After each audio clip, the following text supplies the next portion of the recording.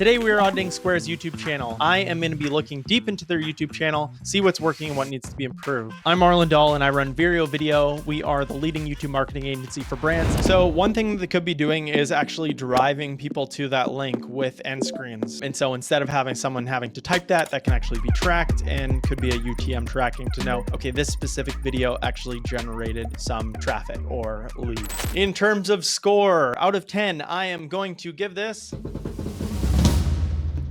First thing, let's take a look at the search for Square. So what comes up? An ad for Square, Square's video, great. Square's video from 8 years ago. Wow, that is evergreen. Video from 8 years ago, definitely getting the return on that. Some UGC content, reviewing Square, 2,000 views 5 months ago, 25K. Square's YouTube channel itself doesn't actually come up. So 95,000 subscribers. In the last 30 days, 187,000 views, 5 videos, 22 million views over the lifetime, and almost 700 videos on the channel. Okay, so let's check out the channel layout here. So first video, this is what people see when they sign up. It looks like it is a collaboration with a local restaurant, so featuring one of their customers, a documentary style video. This can be really captivating, can make for interesting content. 1,400 views in the last 4 weeks. This can work, but what might be more appropriate here is using a video that introduces Square and the product, or the best video that they've released over the last 6 months, or the most recent video. That can also work. So we have for you, this is where YouTube automatically selects what comes up here. Looks like it's mostly recent content, so that's good. New York and why. I don't know if that's the place to have this show up. I think there's probably content that can make more sense to feature, especially seeing as there's only 3 videos here that are featured, but not a huge deal.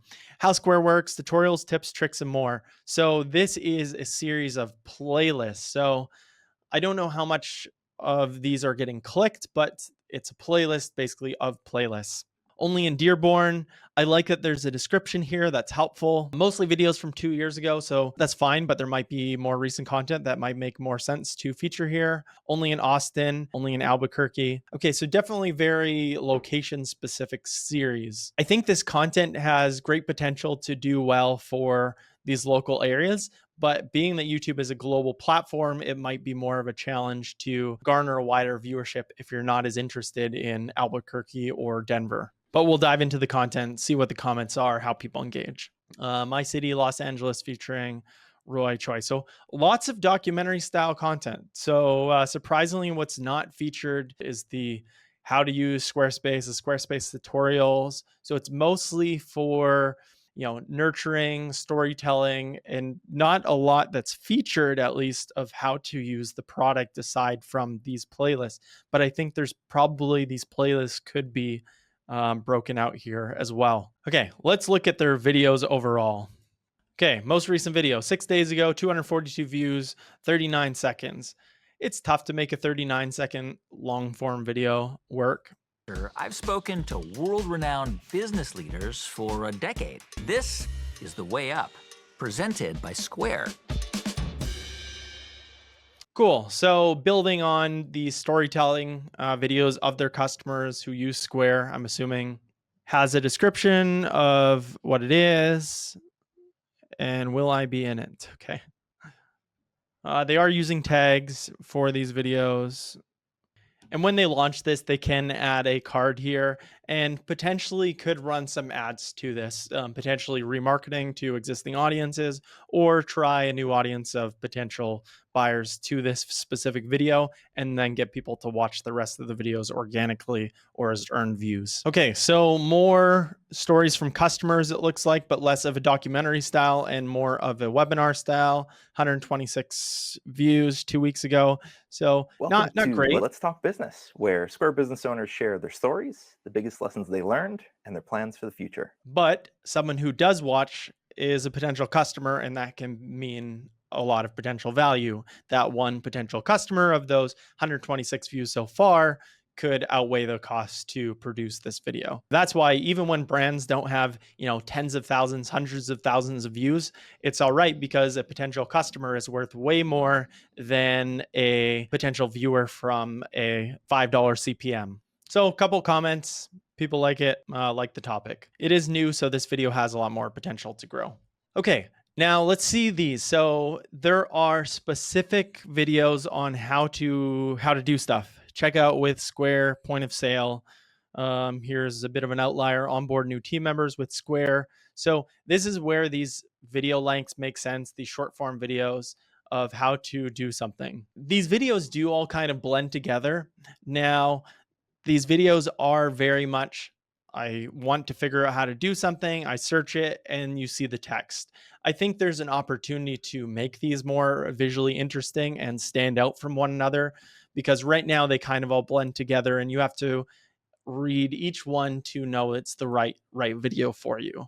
In search, it'll be easier for that video to show up, but it doesn't really stand out. It doesn't include Square's branding on it unless it's hiding behind the length of the video, but could be improved. So slightly different format, learn about Square's fees. So I think this video makes a lot of sense to have educational pieces. When your customer makes a purchase using a credit. I like that this video has dialogue, a voiceover. Sometimes you see these videos and you basically have to read. And so this video actually has someone engaging with the audience. Love this. Someone says, I lost my Google Authenticator and can't log in now. I contacted your team but didn't resolve issues. They are responding with a link to support and other options. So love to see that Square is actually engaging with their audience. How do we charge a customer fee for using their card? So they're actually providing insights. So they're not just directing someone to something, but actually providing the answer in the comment, but then providing a resource for additional support. Love to see that. And search keyword fees. So one thing they could be doing is actually driving people to that link with end screens. So you can have an end screen link. You just have to be part of the YouTube partnership program and have an approved URL. And so instead of having someone having to type that can actually be tracked and could be a UTM tracking to know, okay, this specific video actually generated some traffic or leads. So it looks like there also is a couple ads in here. So 22,000 views, 806, 16 second, 31 seconds. At least make the full thumbnail. People do see this, especially if it's a responsive ad, that's going to show up. So you may as well have that actually be the full size. You could consider unlisting videos that are basically the same video, but just a shorter version of it when it's mostly to be run as an ad.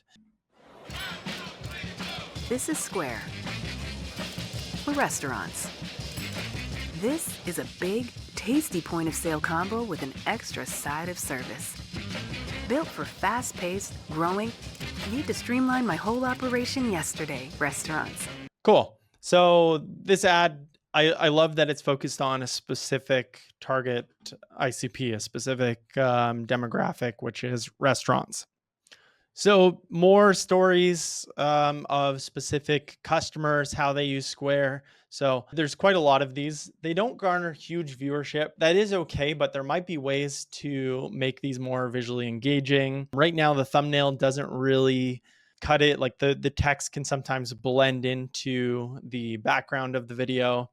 Okay, and then we're back to these educational pieces. So I love that there's been so many videos released over the last year. There's obviously a lot of effort in YouTube, and Square recognizes the value and potential of YouTube. Okay, this is an outlier. 15 times how the sports bra opened the first ever women's sports bar.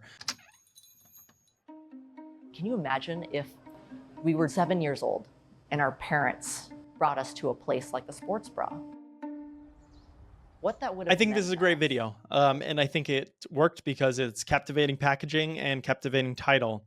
There is only one comment, but I suspect some of this might be advertising based on the viewership and the like to dislike ratio. But overall, it's an interesting video. How the sports bra opened the first ever women's sports bar. The video has novelty baked within it.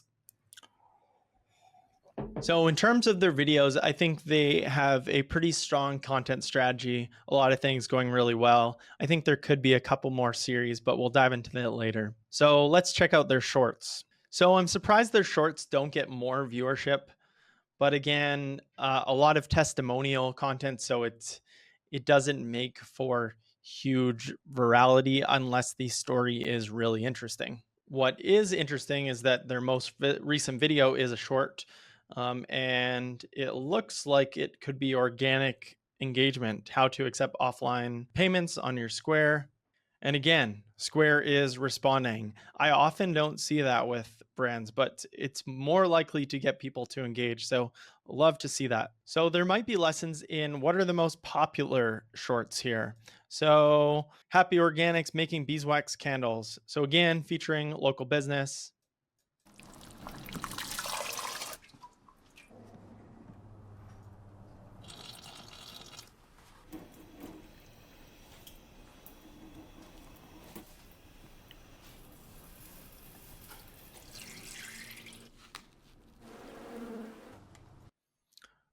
Very cool. So it's a bit more of an ASMR type of video.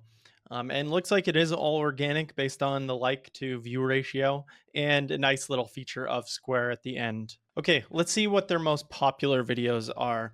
So Lakota in America, how Square works, getting started with Square contactless, and how Square works. So what I was surprised is on the homepage, I didn't really see these videos in terms of how Square works, the main features like unboxing, Square, how to use Square Register. And these videos, if they're also showing up in the search for Square, then there should be some consideration around changing the dates or making an updated version. So when I type Square, the first thing that comes up is a video that says from 2023. But if that is still a relevant video where the value is still there, then it can make sense to either change that to 2025 or remove that entirely. There also should be consideration if this video needs an update. It is from 8 years ago, as I mentioned, awesome to see Evergreen, but if the features and the UX is no longer the same, then it might make more sense to have an updated version of this that follows a similar format, because this video obviously did well to show up in one of the first results for Square. One thing that I see here is that some of these series are all named after the series in the title, or episode 1, episode 2. And so the titles all kind of blend together and don't separate to what makes this video most interesting. And there's other ways to make sure that people know that it's part of the same series, but episode 1, episode 2, you don't need to watch these in order. Same thing with this Here to Stay series, Here to Stay episode 1. And so you don't really get into any of the specific reasons to watch. The thumbnail is branded on theme, but it doesn't show what we're actually watching. It's hard to get people to actually engage with that content. What I would love to see is more videos branded like this, like how Crema Nut Company got started, how many plants can you name? Well, how Blue Star Donuts got started. Like those videos make a lot more sense because you can actually see what the video is about and very much is in alignment with what their customers would be interested to watch. Seeing a potential brand that you're interested in or a company similar to yours and learning how it got started and how they potentially use Square, I think there's a lot more opportunity to garner way more viewership with some of these series that they've filmed by adjusting the branding and packaging of this content. I also think there could be an opportunity to create some more thought leadership content on things that business owners would gain benefit from. So top 5 mistakes to avoid when starting a retail business. What to do when a customer wants refunds. This content has the potential to garner a lot more viewership and is still very much in alignment with what their target customers are interested in. So going beyond just the storytelling and testimonials